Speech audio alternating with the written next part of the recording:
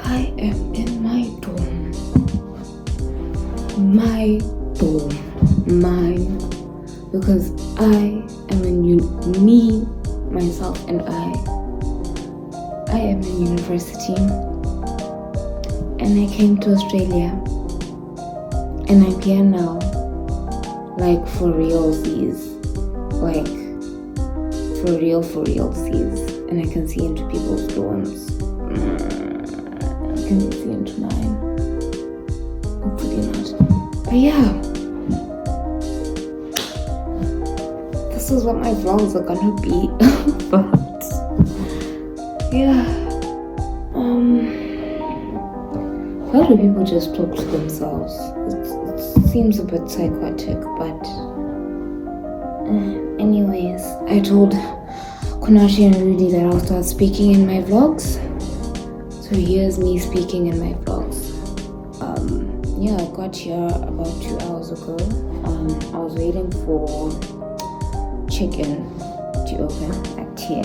It's now like 2:11 because an RA opened my dorm for me.